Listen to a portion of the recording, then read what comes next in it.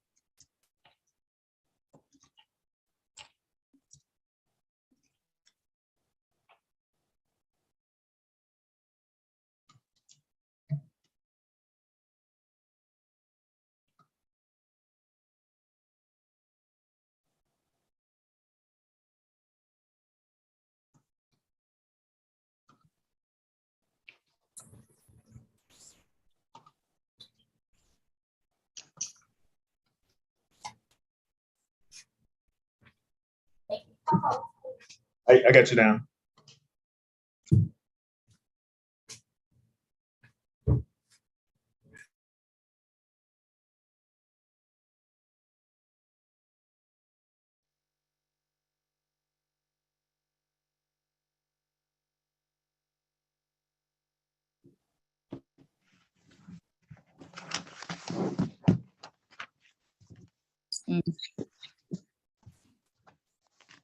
Oh, you got it.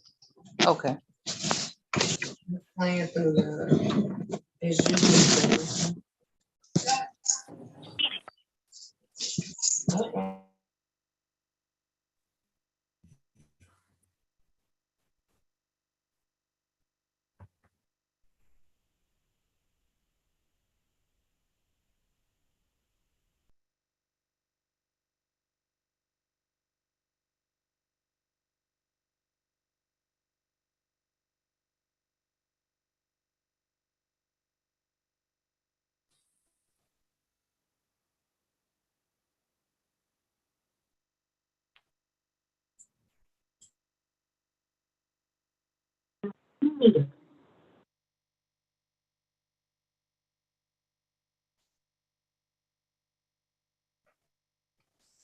Hello. Hello. Hello. Hello, Mrs. Henderson. How are you? I'm doing fairly well, Pastor. I can't get my Zoom going though. Okay. When Okay.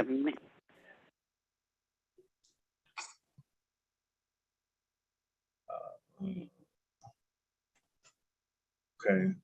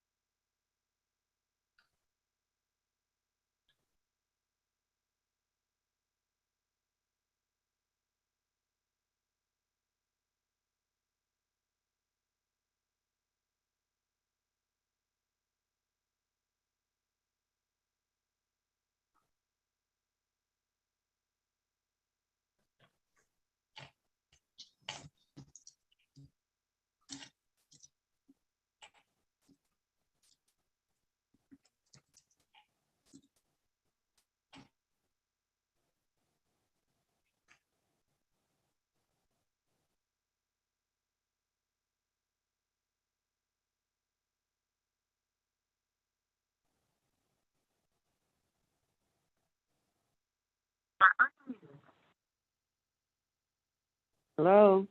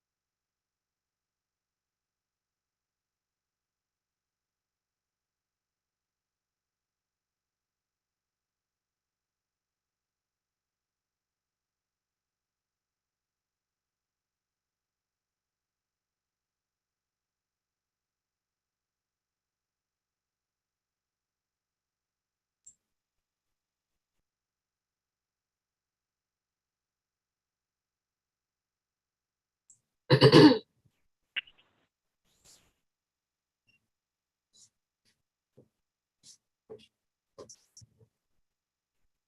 evening, and welcome to Wellness Monday, sponsored by the Brooklyn Chapel and Strangers Home Church Health Ministry.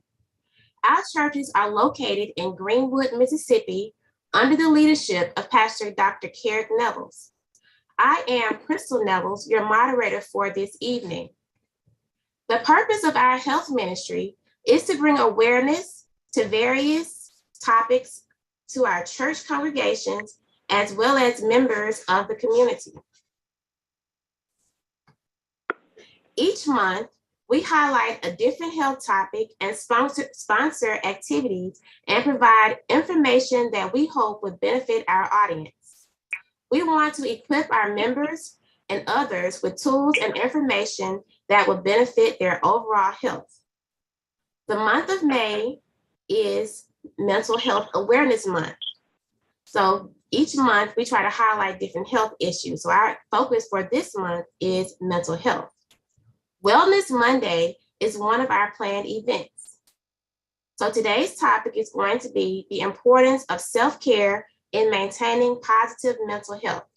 We are excited to have our speaker here with us today.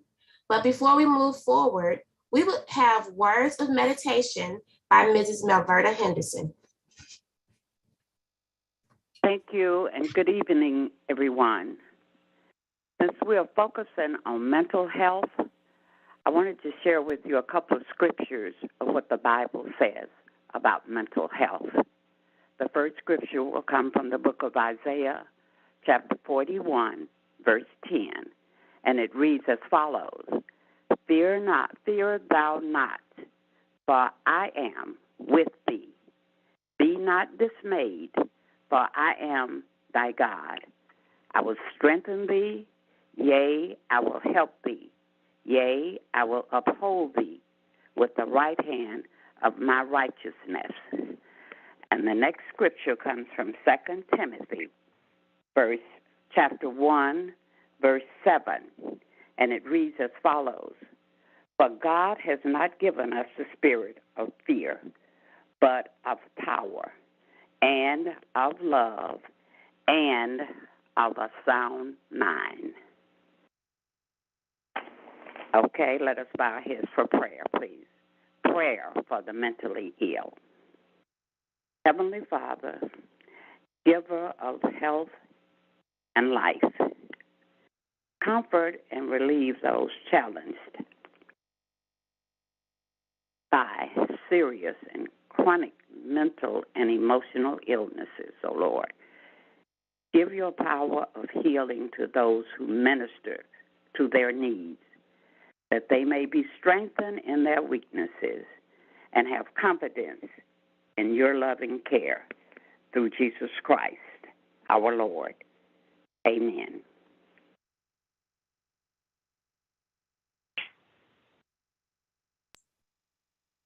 Thank you, Mrs. Henderson, for those words of meditation. As stated earlier, our focus for this month is talking about mental health, and we want to bring awareness to the importance of self-care. So our topic for today is the importance of self-care in maintaining positive mental health. And then I would like to share with you some pillars of self-care. There are 7. We have mental self-care, emotional self-care, physical self-care, environmental self-care, spiritual self-care, recreational self-care, and social self-care. So these are just a few things that we want to try to focus on just to help us maintain our mental health, maintain positive mental health. We have a wonderful speaker for today. So the next thing I want to do is to introduce our speaker. Dr. Shani Collins-Woods is an assistant professor of social work and the Bachelor of Social Work coordinator at Austin Peay State University. Her areas of research interest include community engagement, health equity, and race and gender issues. She has over 15 years of collegiate level teaching experience, grounded and online. She is a native of the Mississippi Delta. Dr. Collins graduated from Tougaloo College with a Bachelor of Arts in English, Clark Atlanta University with a Master of Arts in Africana Women's Studies, and the University of Alabama School of Social Work with a PhD and a Master's in Social Work. She received postdoctoral training and education in clinical, behavioral, and translational research, obesity prevention and treatment, and community-based participatory research from Brown University, the National Heart, Lung, and Blood Institute, and the University of Tennessee Health Science Center. Presently, she is a research advisor to a National Institute of Health study with Vanderbilt University Medical Center. Dr. Woods is the author of the She Devotional, 31 Daily Inspirations for a Woman's Spirit, Health, and Emotions. At this time, we would hear from our speaker, Dr. Shani Woods. And following her speech or during the presentation, if you have any comments or questions, you can place those in the chat and we can address those once she has finished with her presentation. Dr. Woods.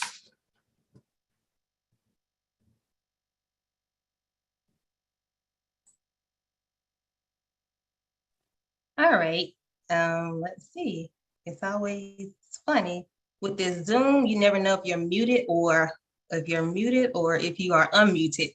But thank you so much to Pastor Nevels, First Lady Nevels, Crystal Nevels, to the entire Brooklyn Chapel and Strangers Home Church family, collective families, as well as to the Greenwood, Mississippi family, to all members who are assembled here tonight. Thank you so much for this opportunity to share a little bit about the importance of self-care, why it's helpful for us as we seek to maintain positive mental health.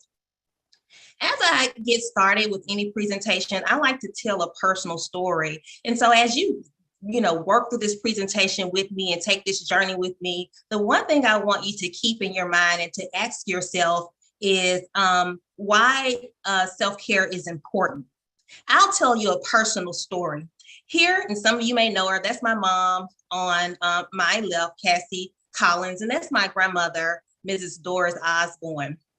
To give you a little bit about my family and why self-care and looking at mental health became so important to me, my grandmother Doris was a wife, a mother to 11 kids, and she lived with a serious mental illness. For many years of her life, she navigated her care between my mother and my parents, as well as my Aunt Constance, as well as some of my other aunts and uncles. And as I started to reflect on, as I got older, I started to look at my mom's experience as a caregiver. I started to look at my grandmother's life experience. I started to look at my aunt's experience as a caregiver. And we noticed that as they worked with my grandmother and helped her navigate her care, she had some good days and she had some bad days, as we all have, but she lived with a serious mental illness. And so as I look from the caregiver perspective, my mother and aunt experienced burnout sometimes, compassion fatigue, secondary stress. Also, growing up in Greenwood, there were limited resources, a lack of awareness really about what it is to take care of a person who lives with a serious mental illness. And oftentimes there was a lack of self-care and really no outlets. And so that all started me as I was going on my educational journey to really start to look at mental health. And here I am, 40 years old, almost walking that same walk that my mother walked and my grandmother walked. And so as I go back and start thinking about why we need self-care, again, I asked you that question. Think about your own life. Ask yourself the question, why do you need self-care? And I'll tell you why, just looking at my life, because we all have competing priorities. For example, I'm a Christian. I live near Nashville, and so I attend Mount Zion Baptist Church, and Friendship is my home church. I'm a wife to a wonderful husband, Timothy. I'm a full-time caregiver now to both my parents, Cassie and Charles. They are at a point where they are aging.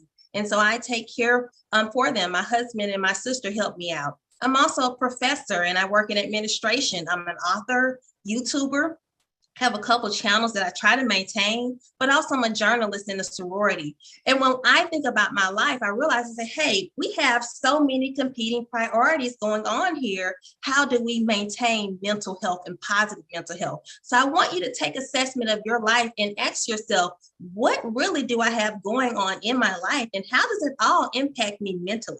Because it has an impact on your life.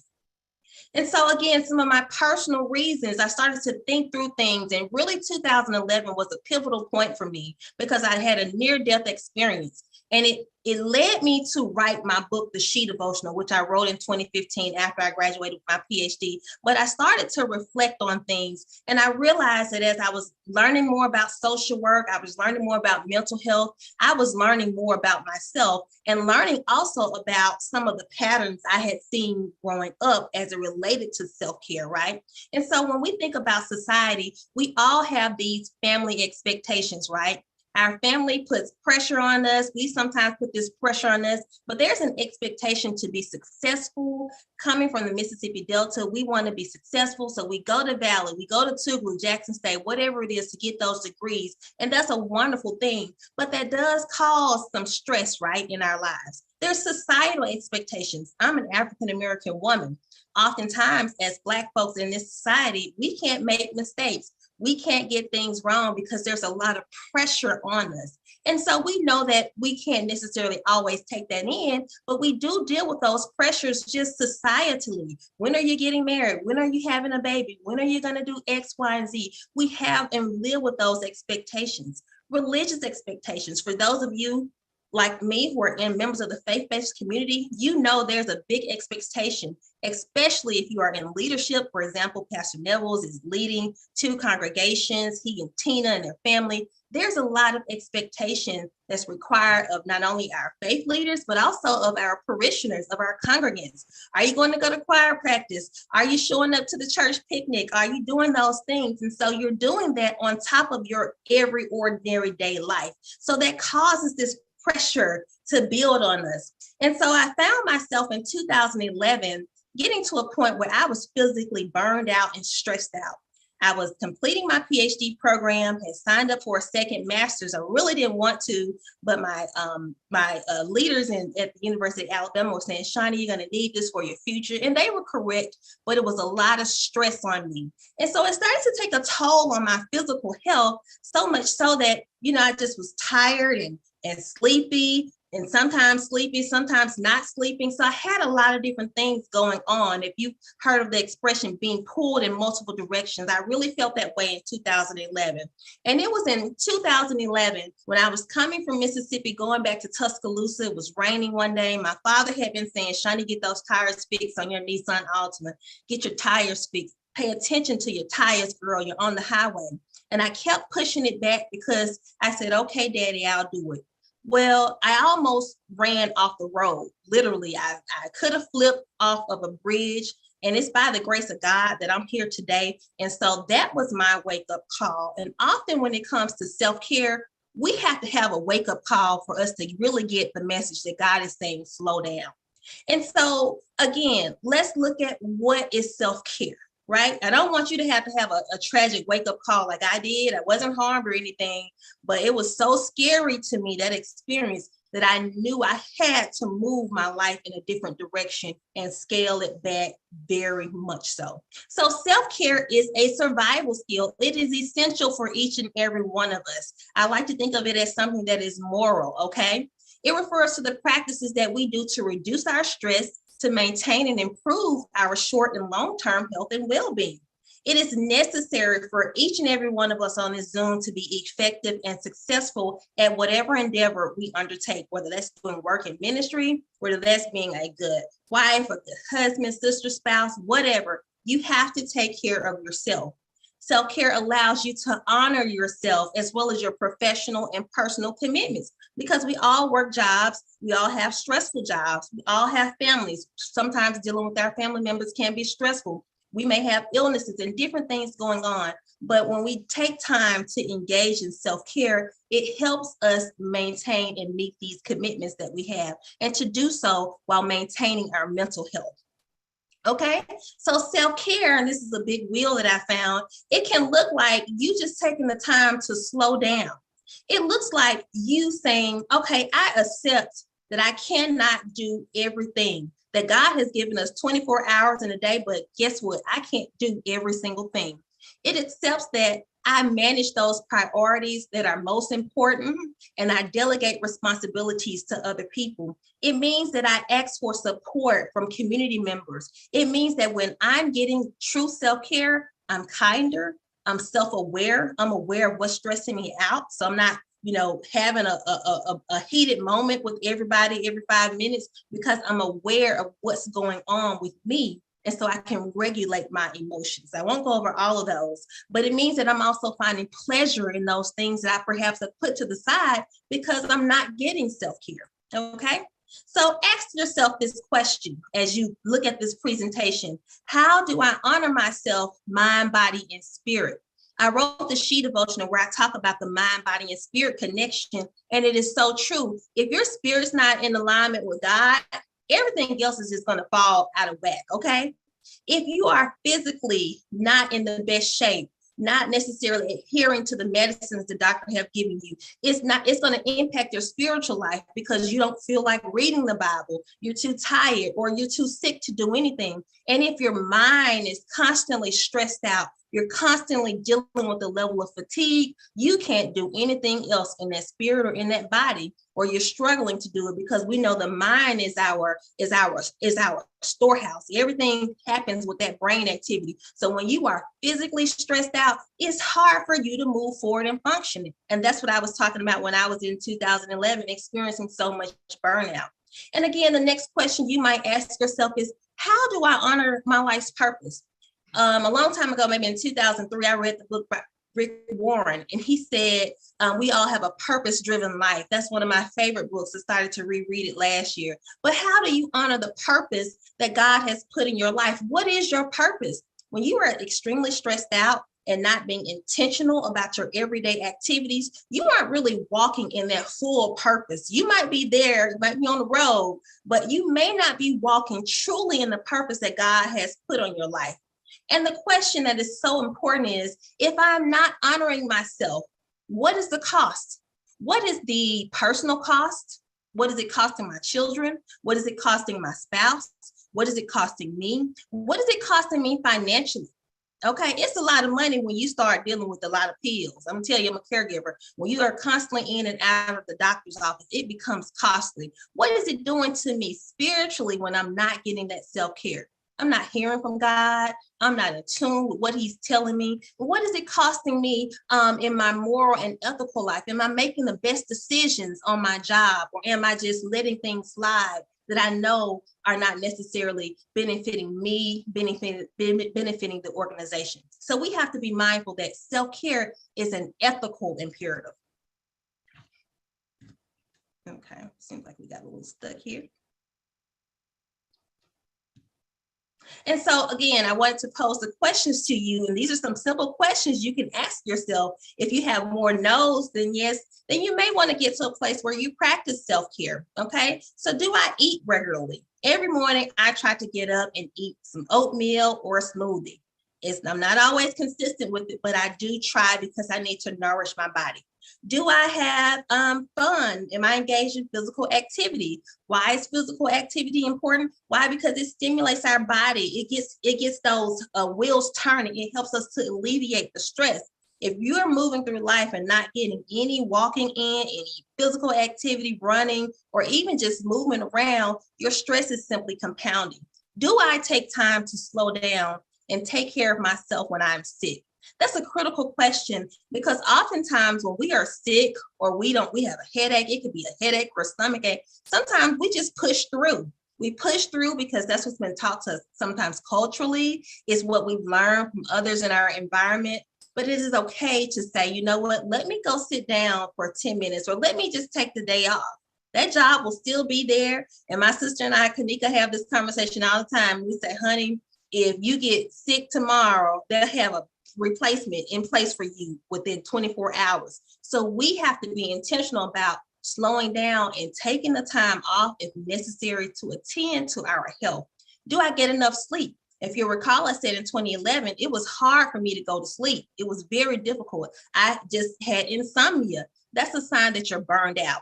Are you available to reflect on your thoughts? Are your thoughts racing all the time? Are you here, there, and everywhere else?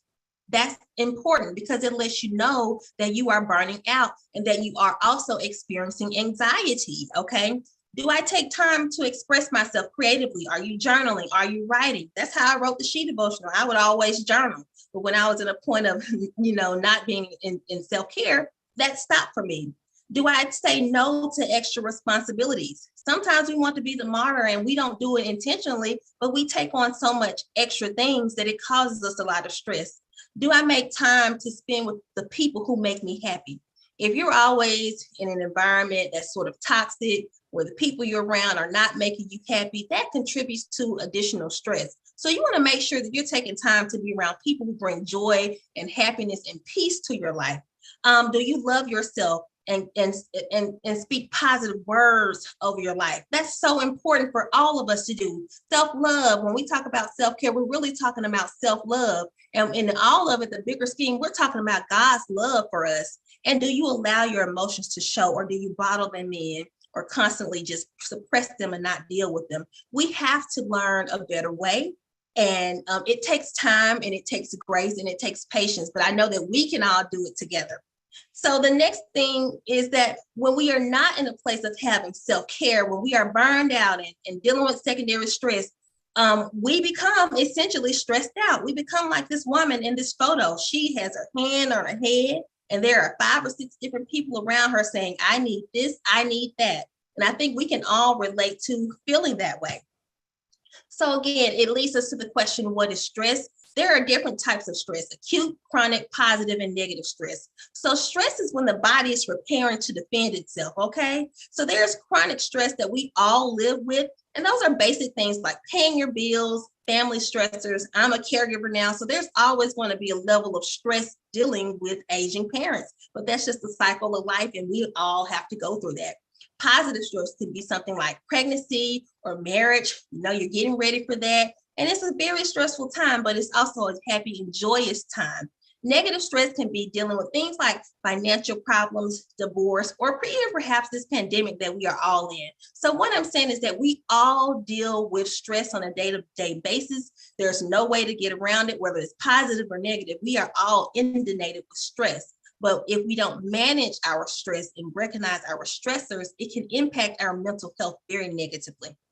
So stress equals many emotions. So in a day or in a week, we can be happy, panicked, shocked, disappointed, anxious, upset, silly, brave. Stress causes us to deal with many emotions. And sometimes our emotions are carried out in our behaviors. So whatever I'm thinking, it's also how I'm feeling. And if I'm feeling a certain way, I'm going to behave in that particular way. So we are powerful people. So we know that through understanding and learning in seminars and webinars like this, we can learn to manage our stressors. And when we manage those stressors, we can manage our negative emotions. Okay, I think I went too far on my slide. Okay. And so again, stress leads to this phenomena called burnout. And burnout can be described as the performance anxiety, or just an overwhelming sense of trying to perform or meet standards that are almost really impossible. So burnout leads to poor work performance. Again, we are faith members, but we also have to work. So if you're extremely burned out, you are not necessarily doing the best on your job or even in your home life. It can lead to depression and sadness. We become very irritable. Have you ever been in a place where you're snapping everybody up, or where you're just extremely depressed, or you're very sad? You don't know what's going on. That's a symptom of being burned out and stressed out. That's a symptom of that you need more self-care. We isolate ourselves. We have health issues such as high blood pressure, chronic colds. Have you ever been in a place where you're constantly having a cold? You can't get over that cold. You start to have headaches. You start to have ulcers, stomach pain, acid reflux, Those are all symptoms that you or I may need to practice more self-care. We become detached from reality, or we do things to sort of medicate, self-medicate. We're not really intentional about what we're doing. We're not really paying attention to those whom we love, those within our environments. We just really become detached. We disengage from others. Why? Because we're so burned out and we aren't practicing self-care. We become overly sensitive. Have you ever been to a place where someone says something and it just sends you through the roof, or it sends that person through the roof? That's a sign that your emotions are not necessarily being regulated well, or my emotions are not regulated well, okay? And that we need more self-care. We become overly critical of ourselves, very cynical about life. Everything is negative. Nothing is positive. We can't see the joy in God's day. And we know that every day to be alive is a blessing, but we become very cynical and negative when we lack self-care. You can't see the positive in anything, okay? And then it also leads to suicide ideation. And this is when a person is thinking about committing suicide or ending their life. And they may not necessarily act it out, but what they may say is, this is the worst day ever. I wish I could end it all. I don't see a future for myself. Those are words or words that let you know a person is contemplating suicide. So what are some of the primary barriers to self-care? Well, number one barrier is time management, meaning we may have poor boundaries. We are not necessarily identifying the stressors, number one, but also we are not setting boundaries with people in our work environment, and we are not setting boundaries with ourselves. And what that means is that we're just taking on everything.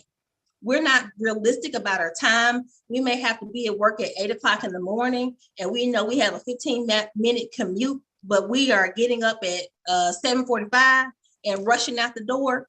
That means time management is poor. And what that does is it contributes to more stress on top of the stress you're already dealing with. So we can get our time together. That's a good start. So have a boundary. If you know yourself that sometimes you have a tendency to run late, that's okay. It's something that can be changed, okay? We are all works in progress. No one is perfect, but set that clock a little bit earlier. Set it about 30 or 40 minutes earlier so that you give yourself enough time on the highway. You account for accidents. Anything can happen. You give yourself enough time so that you're not rushing into the office, so that you're not feeling the stress of, hey, are my coworkers looking at me? Is my boss looking at me? You're trying to do everything frantically. So give yourself that space. So alleviate that stressor by having time management skills. Sometimes we feel unworthy, and this is why we don't practice self-care. Sometimes we don't know that we serve a good God who loves us, who forgives us, who thinks that we are the cat's meow, okay?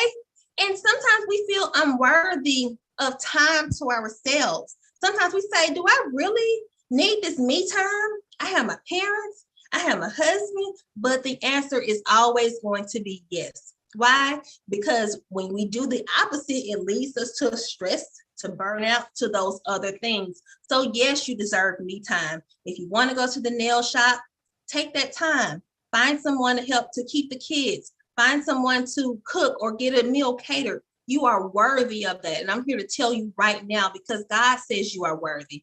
Sometimes it's difficult for us to try new experiences.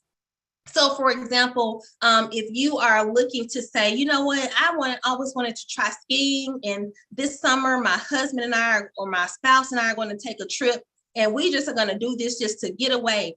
Well, what would they say if I'm going skiing or if I'm doing something different? It doesn't matter what they say. You are doing what you need to do to take care of your mental health.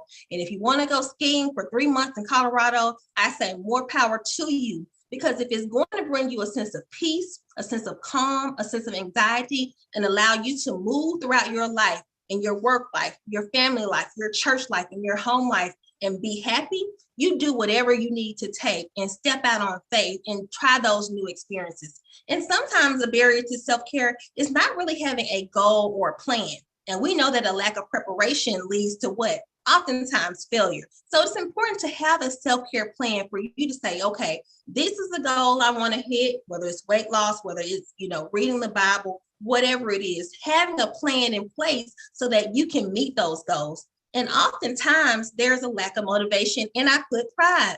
Sometimes we just don't feel like being accountable to ourselves. Maybe we're in a place where we're not, really feeling it. And we just say, you know what? I'm comfortable being where I am. But we know that nothing is changed without us pushing our comfort zones, right? So we have to get to a place where we say, you know what, I'm in this comfort zone of doing everything frantically. I don't have boundaries. I'm taking on too much. We have to say, I'm going to make a change. Like I had to say in 2011, I'm doing too much. Shani, it's time to switch. And sometimes we don't necessarily change because of cultural attitudes. Maybe I saw mama and grandma and granddaddy working from sun up to sundown. So I think that's what I have to do. That's what I have to do to feel worthy. But regardless of what you are doing, your worthiness is not contingent upon your output. You are worthy just because you are God's child. So we have to get to a point where we say our worthiness is not contingent upon how many hours I put in on my job or how many hours I give to the chapter meeting, to the Deltas or to the AKAs or to the Zetas or to my church. You are worthy because you are a child of God. And sometimes we also have to push back on some of those cultural attitudes. I saw that my mother was caregiving, but I also saw the beauty in that, the beauty that is taking care of your parents. But I also saw some things in my household, like us constantly having parties and my parents hosted them all the time. That caused a lot of stress, and they were fun and everything, but sometimes that responsibility needed to be delegated to other people within the family. Okay, you take it this year. We had it for the last 5 years. And hubris is one thing I want to mention. Sometimes we don't let stuff go because of pride. We feel like I'm the only person who can do that bulletin board at Amanda Elsie, and I've been doing it for 17 years, and I'm the only person who can do it. I'm the only person who can sing soprano, and I'm the best one, and I got to be at every single choir practice. Hubris or pride makes us think that there's no one else who can do it. All right. So we have to get rid of that, get self out of the way and say, oh God, okay, God, I yield to what you want me to do. Help me not to take on too much because it's not of your will. Okay. You want me to be healthy and to prosper. Okay. So again, a self-care plan looks like, how are you going to manage things in your mind, body, and spirit? What is that going to be? What is that commitment to you? Okay. So before I can commit to my wonderful husband, Tim, and to Cassie and Charles, my parents, I have to say, what does Shani need? Okay. In order for me to be an effective wife, I have to say, what do I need to be successful for me to stay here on this earth, for me to have mental health, to have balance, to have peace in my life? So your self-care plan, however that looks, is your commitment to honoring yourself first, and include God in that plan, because he'll tell you what to take off your plate, what to delegate to other people, and you will start to see a sense of peace and calm coming into your life. Okay. Another thing we can do to really get us into more of a positive mental health is to detox from our Facebook, Instagram, Pinterest, YouTube. It causes a lot of drama sometimes, and they can be very positive things, especially if you're in business world or just connecting with my friends. I love, being on Facebook now, but I was off for a couple of years, and I do that very often because I need that peace and I don't need the pressure to constantly respond to people. So set limits for yourself, mute your calls, put a do not disturb on, and always understand, just because a person texts you, you don't have to respond right away. And if a person doesn't understand that it's okay to put a pause in between a text message, then, sometimes they may need to manage their expectations of you and of the relationship. So keep that in mind. Things that we can also do to short more self-care is to rebalance our workload. If something is causing you a lot of stress at work, and sometimes projects are put upon us, it's okay to say no. It's okay to understand that you would have a life before you go to that job. Okay. So work-life balance is essential. That's why I talk about the spirit, health, and emotions. Balance is essential.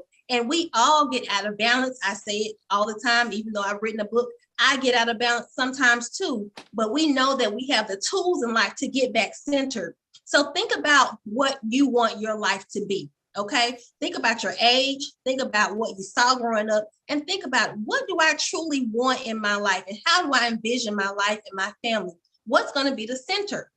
For me, it looks like God being the center. It looks like my family being truly important to me, managing those priorities, making sure I take pictures with my mom and dad as they're aging and having memorable experiences with them. Okay. And yes, my job is truly important, but I'll tell my supervisor in a minute, can we pass this job on to someone else. I've been doing it for 4 years, and I don't think twice about it, because I know that when individuals see good employees, which is a great thing to be, sometimes they can put that workload on you and say, hey, I have this task. Hey, can you do this? And what you'll find is that your task load has gone from 5 items to now 15, and everyone else in the office may not be doing or necessarily contributing as much, okay? So think about it. And if you choose to not rebalance your workload, you have to ask yourself, what is it costing me? What is it costing my family? What is it costing my friends? What is it costing my personal health? The next thing you also may need to think about is, how can you release negativity? Self-care entails letting go of thoughts, people, environments, and habits that disrupt your mental peace. Okay, and this could mean anything. Sometimes our church friends and our church members are good people with well intentions, but sometimes they can be toxic. Sometimes they haven't worked through some things. Sometimes our coworkers can be toxic. Sometimes family members can be toxic. Sometimes we can be toxic. So we have to become more self-aware of how we are showing up, how we are presenting to others, how we are interacting and engaging with others, so that we are not putting negativity onto other people, but also we have to put those boundaries in place so that other people aren't dumping their negativity onto us, okay? So these things are truly important. So assess what's traumatic to you, seek out a therapeutic support system if you need it, talk to someone, and ask God, how can I be a positive person, but also how can I sow positivity into the lives of other people? So let that negativity go. If it's around you, we're going to rebuke that, okay? Because it messes with our mental health. And also we have to be real and cognizant that we are dealing with hard times. We're in a pandemic, we're a health pandemic, a racial pandemic, financial crises. So look at these issues like racism. How did George Floyd make you feel? How did Breonna Taylor make you feel? How do those things impact your mental health? Because it's on TV all the time. We have to be aware of those things, because they do take an impact on our mental health. Address forms of discrimination. If you're being mistreated on your job or in the workplace, address those issues in the appropriate manner. Use your voice to be heard. I know Greenwood is a very active community, very involved in voter registration, but when you use your voice to make changes or to vote, you can also make changes in mental health policies. So as a church collective, we have that power. We are stronger in numbers. And so we can use our power to talk about mental health, to talk about these social and cultural issues, because they do impact the mental health of African Americans within this society, okay? And again, I talk about boundaries because that's where it really does start. To get more self-care, you're gonna have to set some boundaries. So let go of the people pleasing. Everyone is not gonna like you, that's okay. But what does God say about you? Say yes to yourself more. If you want to do something and you feel God has put it in your heart, if you have the financial resources, say yes to yourself more. A lot of times we give everyone else grace. We say yes to the coworkers, to our church members, to our family members. We say yes to everyone else but ourselves. So say yes to yourself, because you are worthy, okay? Decline opportunities. Sometimes we have to respectfully decline. I learned this lesson in 2011.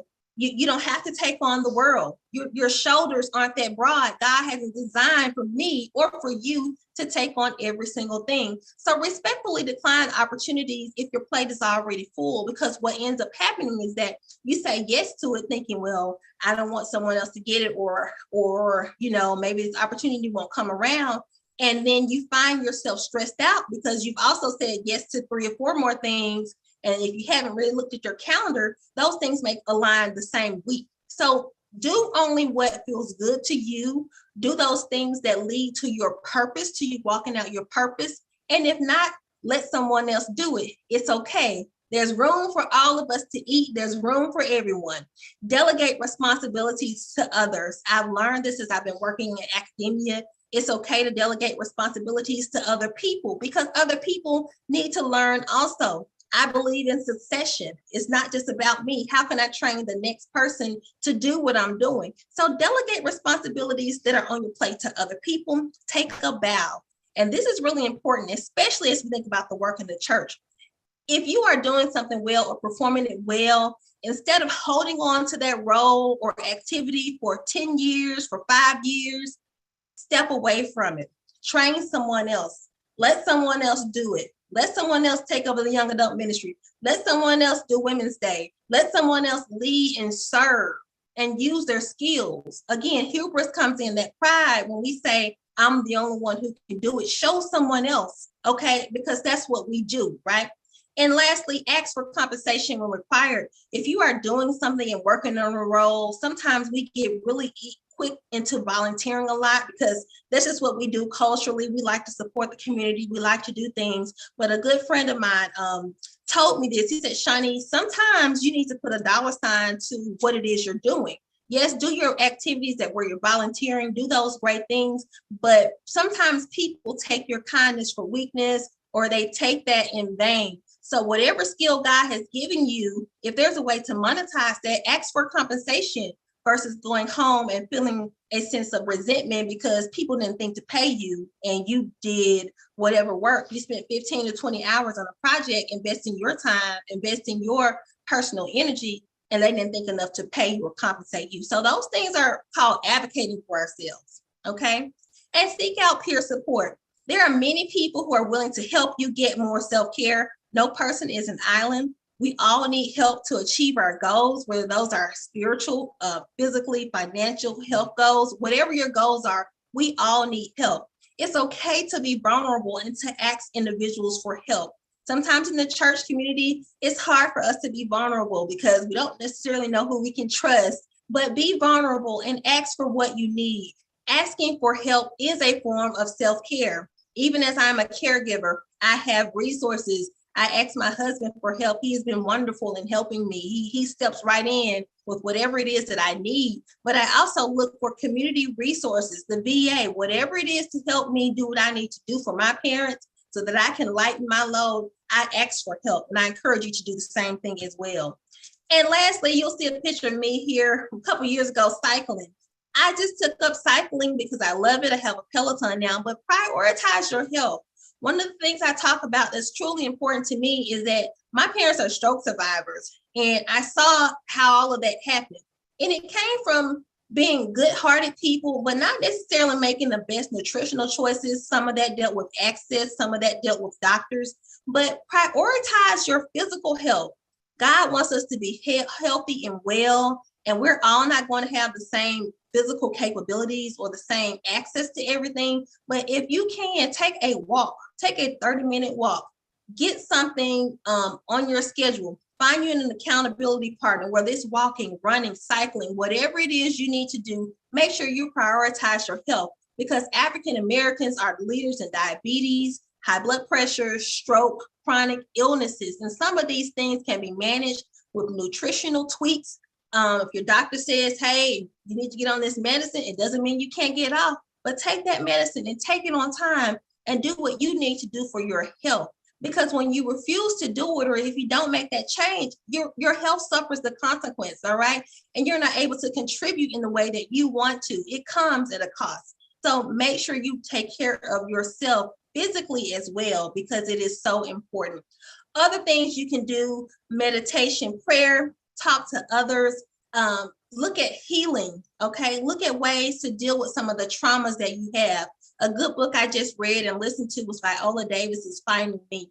Viola Davis has had so much trauma in her life. I mean, it's just an amazing book, but it is a good blueprint for getting healed and dealing with the traumas that we all have experienced. Write a book in your time. You all have a testimony. You all have a story. It can be cathartic. It can be the next way for you to talk to someone else about self-care.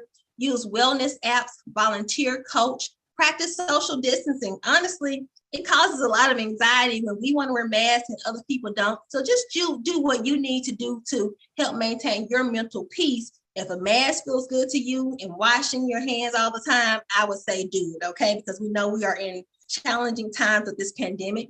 And also we can do many things at different levels. At the policy level, advocate for healthcare, Medicaid expansion, research on health equity, mental health in rural areas like Greenwood. We can talk to our churches and congregation about suicide prevention. We can host seminars and health fairs that really address mental illness or mental health, just like you're doing today at your churches. Also have a safety plan in place. We know that there was a church shooting several years ago. What is a safety plan for your church? What's Brooklyn Chapels? What's friendships? What's the safety plan if you are dealing with a person who has a serious mental illness and they are hearing voices? What's the safety plan for your church? And at the individual level, we can talk about mental health in our homes. I applaud my family because I remember going to mental health centers to see and visit my grandmother, and it was all of our family there to support her. So I had that therapeutic outlook from a very, very early age. Talk about estate planning in your home. What is the estate plan? Do you have a living will in place? Do you have a safety plan in place? So these are some of the things that we can talk about as we think about mental health, mental wellness, physical wellness, financial wellness, because they all work on a continuum. And so those are some things that we can all do. Some recommended healthcare sites: the American Psychological Association, MD Anderson, COVID self-care resources. University of Buffalo has many great resources on self-care, as well as Wayne State University.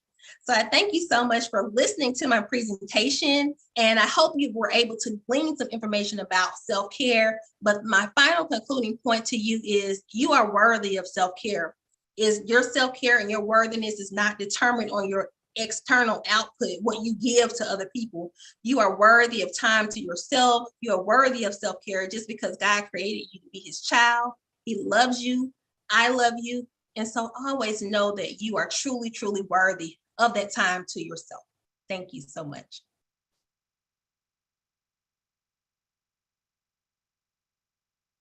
I'm happy to open the floor to questions.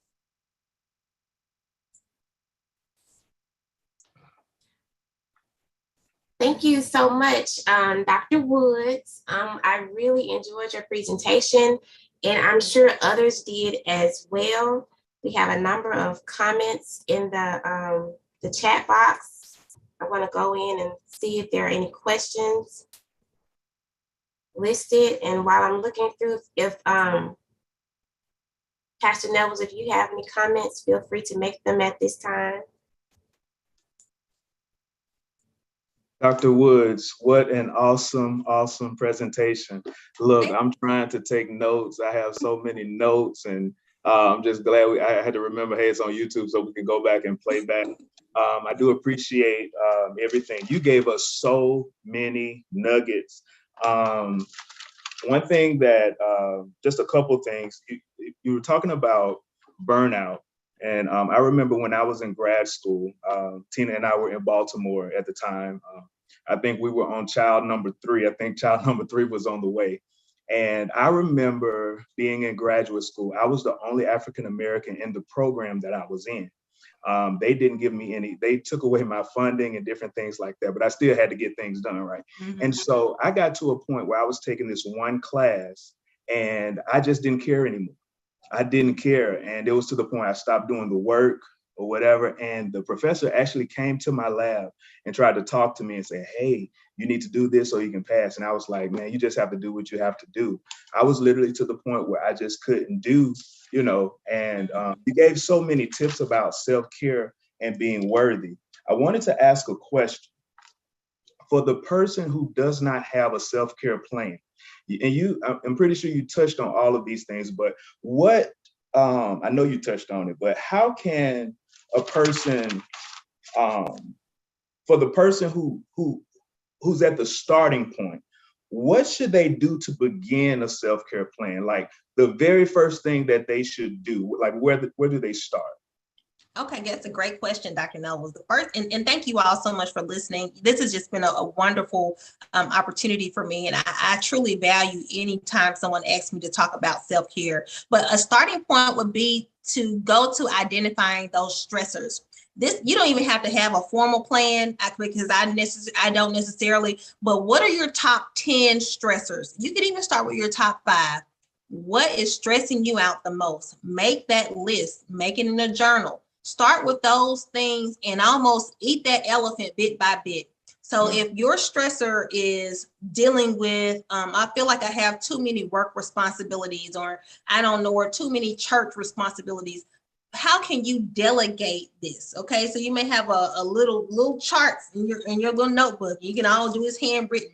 But what are those top 5 stressors? What are those things? And the second column should be, how can I take something off of my plate? What can I do to alleviate some of this stress? If it's a stress with your health, your doctor is giving you a report. I have this, I have that.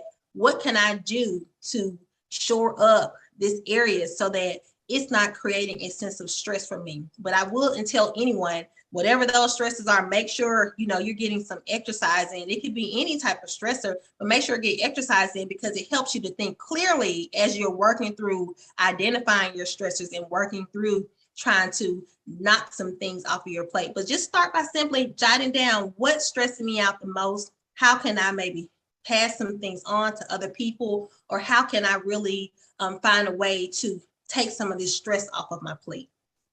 That's good. You made a comment that was talking about, just using the church, for instance, how sometimes we may feel that we're the only ones who can do something. Sometimes it could be that because we want to get things done, but we have to be careful that it's not a source of pride, just like you were saying, to feel that God is not able to create someone else and empower someone else to do that same job. That's really good. One more question. I'm not sure if anyone else has put one in. How can, even developing a plan for self-care, we have to care for self, but also, do you think we have a responsibility to help others as well? How can we be supportive of others and their self-care? Well, I definitely think we have a obligation, a moral, as I mentioned, moral and ethical obligation to help other people, because what happens is when other people around us are a little burned out, it's going to impact that whole system. We aren't just in silos by ourselves, okay? And so, for example, if you know someone within your family who perhaps is a heavy load, if that person is willing to open up, to be vulnerable, because sometimes it's a hard conversation. Sometimes we lack awareness. We don't know that we need some additional support, or we aren't aware that we're even taking on, or that our plate is this full. Sometimes we aren't even aware of it. But if you see a person who's sinking, yes, we do have an obligation to help that person, to assist. And sometimes it's just even by saying, hey, can I take you out for a cup of coffee? I noticed that, you may have a lot going on. Is there something you want to talk to me about? Or is there any way I can help you? I'll use Timothy as a good example. I do have a lot of responsibilities providing care for my parents. But one thing my wonderful husband will say is, Shani, how can I help you today?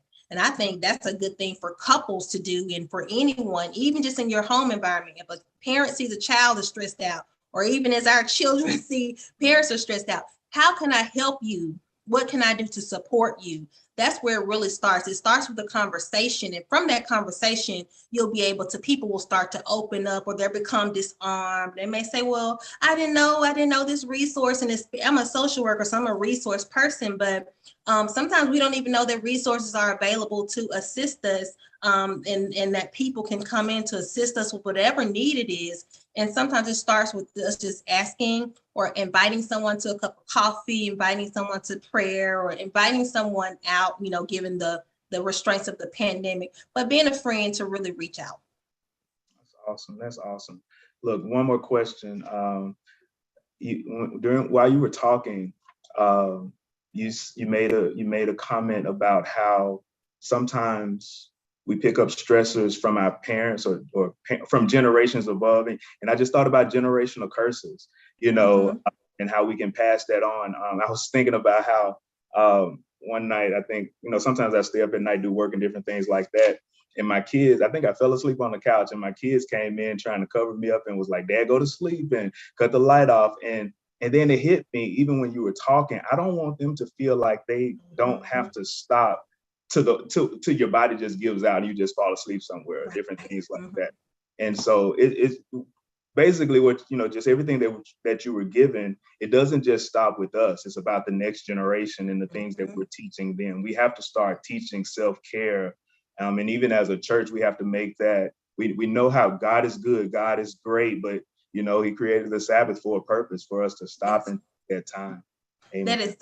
That is so true. And like you mentioned, sometimes we don't even know. We just get into a rut of just doing, going, because we do have to meet demands on our job. We do have to meet leadership demands, and that does require a lot of us. But you are so true in saying that, because social learning theory tells us that we take cues from our environments. And yes, our kids are watching us. Just like I was watching my mom stay up to, and I'll never forget when it started to dawn on me as a child. We always had these wonderful and glorious holiday gatherings. But I remember one day my mom was up all night making sweet potato pies. And I saw the next morning, it was getting in the afternoon, and she was still working on the pies. I said, Mom, did you stay up all night? And she was like, yeah. And I was just saying to myself, forget those pies. Nobody needs them. I know they're good and everything, but we just don't have to have the pies at this party if it's going to cost you so much stress and just staying up and not being able to really enjoy the festivities like the holidays. And so I started to recognize at a very early age that, my holidays are going to need to be a little bit different.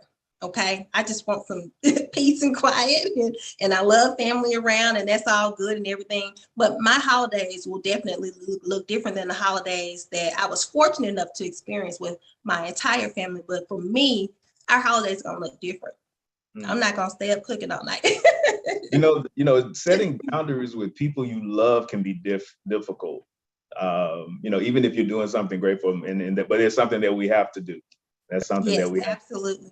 Absolutely. Yeah. And then sometimes it's a hard conversation, especially with our families. But, that's where that self-awareness comes in. If I see that Kanika's plate is a little full, I'm going to try to say, hey, how can I help you? How can I support you? And, we come together on some things and say, okay, we're going to work through this together so that it's a win-win for everyone. Amen. Amen. Well, I tell you, I thank God for both of our church families here. I can speak specifically to Brooklyn and Strangers Home, and that there's always the training of the next generation. It's something about teaching, even with Sunday school, it's sharing the load. You don't just have one person teaching, you have different teachers who come in and do different things. And so, but even you highlighting that tonight, it lets us know that this is something that we have to actively pursue. I mean, something we have to, really put emphasis on. Yes. Awesome. Does anyone else have any questions? Because I promise you, I'm going to stop right here because I have so many thoughts and different things like that. Amen. Well, ask away, and I did share my contact information. So if you all would like to contact me, or if you're interested in a presentation, and doesn't necessarily have to be on this topic, I talk about mental health. As I mentioned, my grandmother and my family provided a good example of what a therapeutic process looks like and what it means to support a person with a serious mental illness. I worked in behavioral health, and I just like talking about those issues because oftentimes in our community, we don't elevate that conversation. You think we do, but oftentimes we don't, specifically as it relates to the church. So I applaud your churches, Pastor Neville, Brooklyn Chapel, as well as Strangers Home, and First Lady Neville's and Crystal, y'all my class, y'all my family, my neighbors. But we applaud you guys for taking this initiative because it is needed. And I hope that this video circulates so that people can reverberate this in their churches and in their community spaces, because it's definitely needed. Awesome. Well, I'm going to turn it back over to Crystal. I just thank God for our health ministry team from both churches who are working together to make sure that we as a congregation start to do better and taking better care of ourselves. With the walks every Saturday, just different things, and trying to focus on what we eat, and then just taking note of the different types of diseases and conditions out there, and not just waiting until after the fact, but being preventative, taking preventative care and different things like that. All right. So at this time, I'm going to turn it over to Crystal. Oh, thank you. And once again, I just want to say thank you to Dr. Woods for agreeing to come and share with us. Everything that you've given us is so informative and inspirational. And I'm sure that so many people who are tuned in today We'll take these things that you've given us and apply them in any way that we can, just to improve ourselves and just to have a better and positive outlook on our lives. Again, thank you. Thank you so much. Before we conclude, I do want to make a few announcements. Next Monday at 6:30, we will also host another Wellness Monday, where our topic will be breaking through bad habits for mental health success. So again, that's going to be next Monday at 6:30. More information will follow.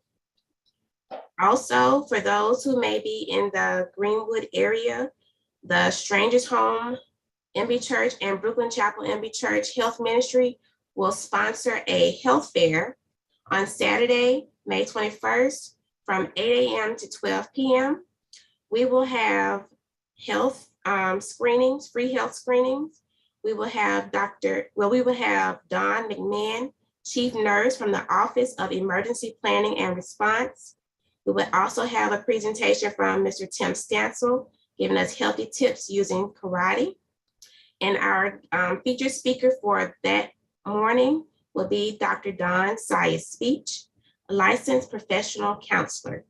And again, that health fair will be May 21st. It will be at Strangers Home MB Church, 314 West Taft Street. Crystal, I'm sorry, one more thing. Dr. Woods, I know you didn't come on here to do this, but you mentioned your She devotional.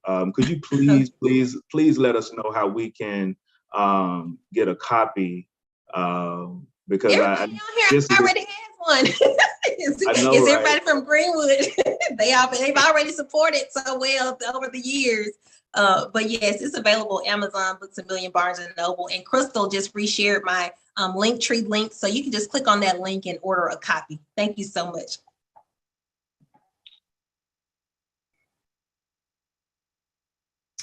Okay, and again, thank you all for attending. If there are no more comments or questions, we will conclude this session. Thank you all for joining us. Have a great evening. Thank you. This was awesome. Thank you so much.